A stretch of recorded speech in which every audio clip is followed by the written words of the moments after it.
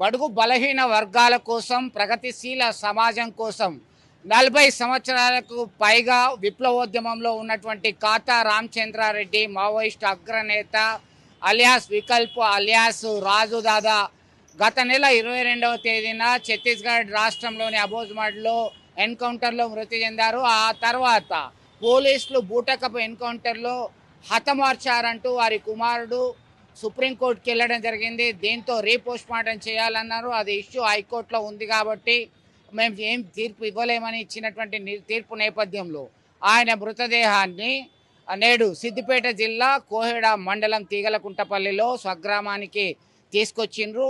బంధుమిత్రుల సంఘం అలాగే తమ యొక్క గ్రామస్తుల యొక్క సమక్షంలో అశ్రు నయనాల మధ్య అంతిమ యాత్ర కొనసాగుతుంది. వారు చేసినటువంటి సేవల్ని గుర్తు చేసుకుంటున్నారు. ఇది ఖచ్చితంగా ప్రభుత్వం చేసిన హత్యగా పలువురు అభిప్రాయం వ్యక్తం చేయడం జరిగింది. నివాళులు అర్పించారు. వారి త్యాగాలు వృధాగా పోవు.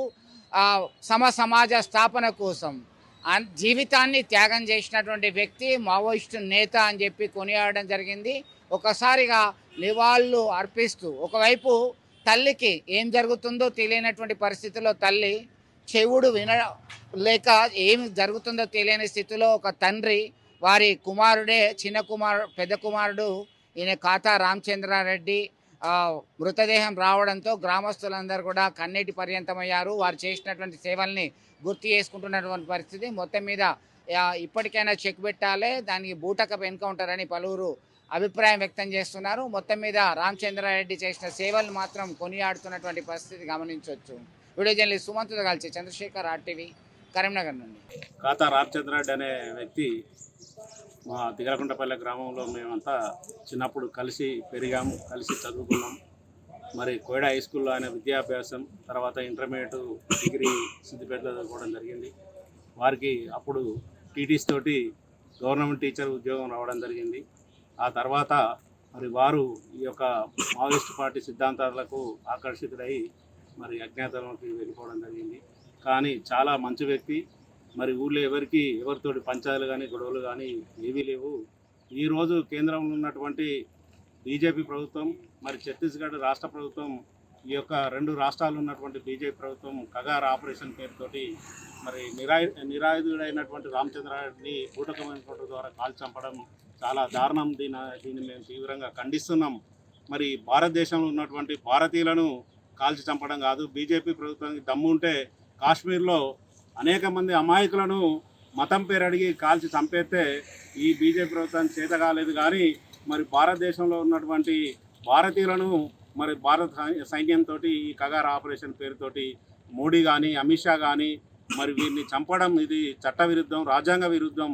మరి ఇలాంటి చర్యను మేమంతా కూడా ప్రజాస్వామికవాదులమంతా, ప్రజాస్వామ్యం మీద నమ్మకం ఉన్న వ్యక్తులమంతా కూడా తీవ్రంగా ఖండిస్తున్నాం.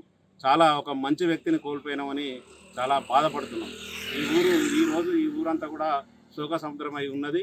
మరి 40 ఏళ్ళ నుంచి మాకు కనబడని వ్యక్తి ఈరోజు శవంగా ఈ గ్రామానికి తిరిగి వచ్చిండు. చాలా గొప్ప వ్యక్తి, మేధావి, ప్రభుత్వ ఉద్యోగుడు, ఎంఏ, ఎల్ఎల్బి, ఎల్ఎల్ఎం ఇవన్నీ కూడా చదువుకున్నటువంటి మా గ్రామంలో ఏకైక వ్యక్తి.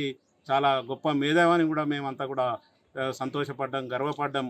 కానీ నక్సలైట్ల పేరుతోటి ఈ బీజేపీ ప్రభుత్వం ఇలాంటి దమనకాండ అరాచకాలు చేస్తుందని అనుకోలేదు. ఈరోజు ఎవరైతే నిజం మాట్లాడతారో వాళ్ళందరినీ కూడా నర్మన్ నక్సలైట్గా మాట్లాడతారు. మా రాహుల్ గాంధీ గారు కూడా ఈ నక్సలైట్లతో చర్చలు జరపాలని, ఈ రాష్ట్ర ముఖ్యమంత్రి రేవంత్ రెడ్డి గారు కూడా మరి నక్సలైట్లతో చర్చలు జరపాలని, శాంతి చర్చలు జరపాలని రాష్ట్ర ముఖ్యమంత్రి గారు మాట్లాడితే అర్బన్ నక్సలైట్లు అనే పదంతో బీజేపీ వాళ్ళు విమర్శిస్తారు. మరి బీజేపీ ఈరోజు మరి భారతీయులను నిజంగా కూడా భారతదేశంలో ఉన్న వాళ్ళను, అమాయకులను, తోటి భారతీయులను కాల్చి చంపడం దారుణం. ఇది రాజ్యాంగ విరుద్ధం అని చెప్పి ఈ సందర్భంగా ఖండిస్తున్నాం. తెలుగులో న్యూస్ కి ఫాస్టెస్ట్ యాప్ ఇప్పుడు టోటల్లీ న్యూ అవతార్లో జస్ట్ 5 సెకండ్స్ లో complete news.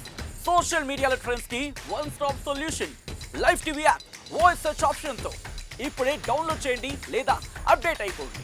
App link description లో ఉంది.